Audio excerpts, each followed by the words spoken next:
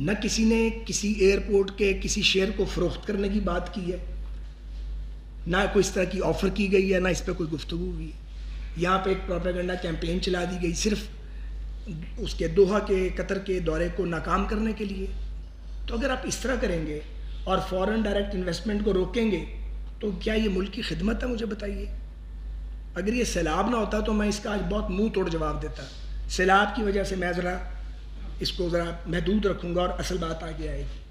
تو یہ بات نوٹ کر لینی چاہیے کہ نہ پی آئی اے زیر بحث آیا قطر میں، جس کو انہوں نے بیچ دیا ہے دوسری پارٹی نے کہ جی بیچ کے آ گئے ہیں. ایئرپورٹس کو بیچا بالکل بھی نہیں جا رہا، کوئی قوم اپنے ایئرپورٹس نہیں بیچتی. لیکن جو دنیا میں پاپولر ماڈل ہے وہ یہ ہم اڈاپٹ کریں گے کہ 25 یا 30 سال کے لیے ان کو آؤٹ سورس کیا جاتا ہے، ان کو کمرشلائزیشن، اپ گریڈیشن، ریہیبلیٹیشن. کراچی ایئرپورٹ کو بڑی ہیوج انویسٹمنٹ چاہیے. کراچی ایئرپورٹ تقریباً اپنی کیپیسٹی پہ چل رہا ہے، 7 ملین کے لیے وہ ڈیزائنڈ ہے اور 68 لاکھ لوگ وہاں پہ جو ہیں وہ پر ایئر آ رہے ہیں. تو کراچی ہمارا کاسموپولیٹن سٹی ہے، اس کو اس سے بہت بڑا ایئرپورٹ اور جدید ایئرپورٹ چاہیے. تو اگر فورن انویسٹمنٹ آتی ہے اور 25-30 سال کے آپریشنز کے بعد وہ پاکستان کی پراپرٹی ہے، اس کو رہتی ہے پاکستان کے پاس، تو یار اس میں کوئی برائی ہے؟ ساری دنیا کے ایئرپورٹ اس طرح چلتے ہیں. آپ استنبول کا ایئرپورٹ دیکھیں، آپ انڈیا کے ایئرپورٹس دیکھیں. ہم نے جانے سے پہلے کم سے کم دنیا کے 20-22 جو بڑے ایئرپورٹس تھے ان کو ایویلیویٹ کیا، اور جو ان کا ماڈل ہے وہی ماڈل ہم اڈاپٹ کر رہے ہیں.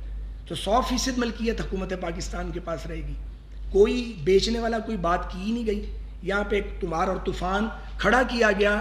اتنی بڑی آفت آ گئی ہے قوم پہ جس کی طرف اب میں آنے لگا ہوں، مگر اس آفت کا خیال نہیں ہے. خیال یہ ہے کہ مقدمے کرو، لوگوں کو پکڑو، جیلوں میں ڈال دو، پولیٹیکل ورکرز کو رگڑو.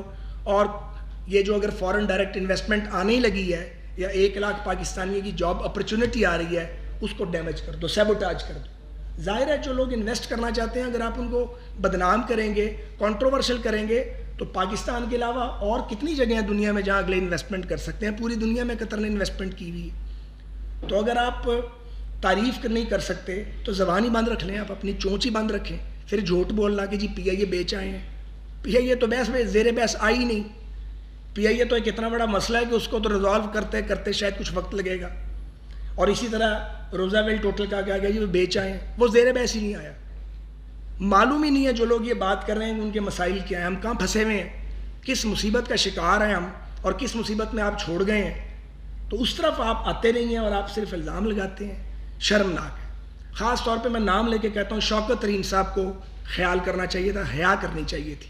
وہ ایک پروفیشنل آدمی ہے، میں نے سنا انہوں نے بھی یہ گفتگو کی ہے. باقی تو یہ چاند ماری کرتے رہتے ہیں.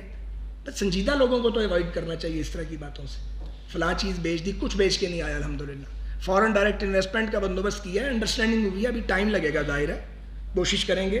تو اگر پاکستانیوں کو جاب ملتی ہے باہر، اگر یہاں پاکستان میں انویسٹمنٹ آتی ہے تو اس پہ تو خوش ہونا چاہیے. تو یہ تو تھا ایک دورہ قطر کے حوالے سے.